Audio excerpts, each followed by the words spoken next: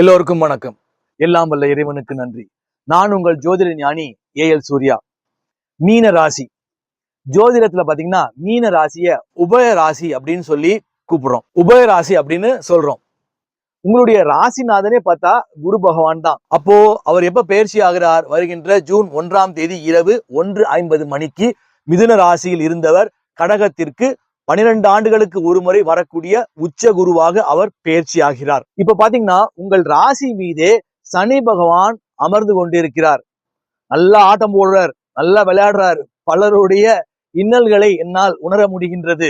ஏன்னா மீன ராசிக்காரர்கள் பாத்தீங்கன்னா இப்போ ஜென்ம சனி நடந்துட்டு இருக்கு. இந்த ராசிக்காரர்களோட மனோபாவம் எப்படி இருக்குன்னு பாத்தீங்கன்னா இப்போ இந்த காலகட்டங்கள்ல நம்ம எதுக்குப்பா வம்பு அப்படின்னு ஒதுங்கிடுவாங்க, ஓரமா ஒதுங்கிடுவாங்க.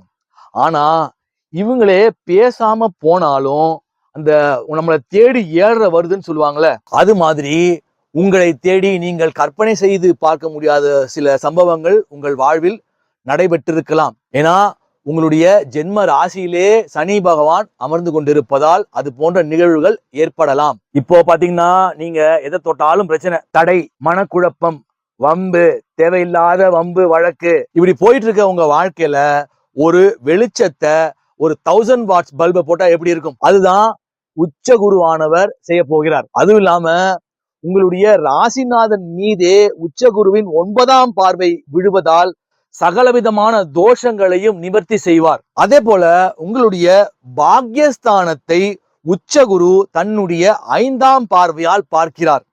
அதனால் உங்களுடைய பாக்யஸ்தானம் வலுப்பெற்று தந்தை வழியில் அனுகூலங்கள் ஏற்படும். சிலருக்கு தந்தை மூலமாக சொத்துக்கள் கூட கிடைக்கலாம், அல்லது தந்தையுடன் நல்லுறவு ஏற்படலாம். ஏதோ தந்தை வழியில் அனுகூலங்கள் ஏற்படும். உங்களுடைய ராசிக்கு பாத்தீங்கன்னா 5ஆம் பாவத்தில் போய் குரு அமர்வதால் புத்திர தடைகள் விலகி புத்திர பாக்கியம் இதுவரை கிட்டாதவர்களுக்கு கிட்டும். அதே போல பாத்தீங்கன்னா 5ஆம் பாவத்தை நம்ம மனோபாவம்னு சொல்லுவோம். ஒரு குழப்பமான மனநிலை, ஒரு ஸ்ட்ரெஸ்டா இருந்திருப்பீங்க, மன உளைச்சலா இருந்திருப்பீங்க. அப்ப உச்ச குரு அங்க உட்கார்றாருன்னா அங்க உங்களுக்கு வெளிச்சம் போட்ட மாதிரி ஒரு கிளாரிட்டி கிடைச்சிடும். உங்க மைண்டுக்கு ஒரு கிளாரிட்டி கிடைக்கும். அதே போல பாத்தீங்கன்னா கணவன் மனைவி பிரிந்த உறவுகள், காதலர்கள் மறுபடியும் தொடர்பு ஏற்படுவதற்கான அனுகூலமான காலமாகவும் வருகின்ற குரு பயிற்சி அமையும். மீனராசி அப்படின்னா அது ஒரு கடல் ராசி. அதே போல கடகம் என்பதும் ஒரு நீர் ராசி. ஒரு நீர் ராசி கடகத்திலிருந்து நீர் ராசியான மீன ராசியை பார்க்கிறார். அதனால மீன ராசி அன்பர்கள் கடல் ஸ்தலமான ராமேஸ்வரம் அல்லது திருச்செந்தூர் சென்று அங்கு கடலில் நீராடுவது உங்கள் வாழ்வில் மேலும் சிறப்பை ஏற்படுத்தும். அதே போல திருச்செந்தூர் போய் கடல்ல நீராடி விட்டு முருகனை வழிபடுவதும் உங்கள் வாழ்வில் அனைத்து விதமான செல்வங்கள் அபரிமிதங்களை ஏற்படுத்தும். அதே போல வியாழக்கிழமைகள்ல பாத்தீங்கன்னா பக்கத்துல இருக்கக்கூடிய உங்களுடைய பக்கத்துல இருக்க கோயில்ல பாத்தீங்கன்னா குரு பகவானை தரிசனம் செய்யுங்கள். அதே போல தட்சிணாமூர்த்தியையும் வழிபடுவது சிறப்பு. அதே போல முடிந்தவர்கள் அவருக்கு மஞ்சள் வஸ்திரம் சாத்தலாம் குரு பகவானுக்கு.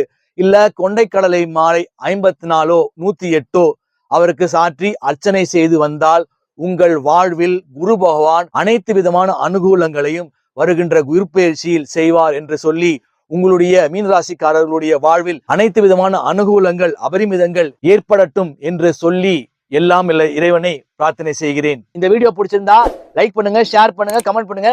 சப்ஸ்கிரைப் பண்ணாத சப்ஸ்கிரைப் பண்ணிக்கோங்க. அப்பதான் தொடர்ச்சியா போடக்கூடிய எல்லா வீடியோஸும் வரும். அடுத்த வீடியோவில் சந்திப்போம். நன்றி, வணக்கம்.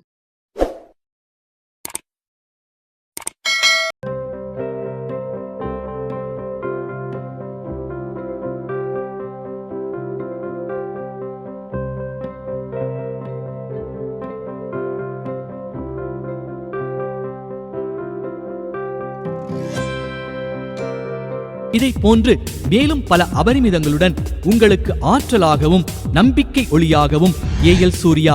இந்த பதிவு உங்களுக்கு பிடித்திருக்கும் பட்சத்தில் இதனை உங்கள் நண்பர்களுக்கும் நல் உறவுகளுக்கும் பகிர்ந்து அவர்கள் வாழ்வை ஒளிரச் செய்து பிரபஞ்சத்தின் ஆசீர்வாதங்களை அபரிமிதங்களாக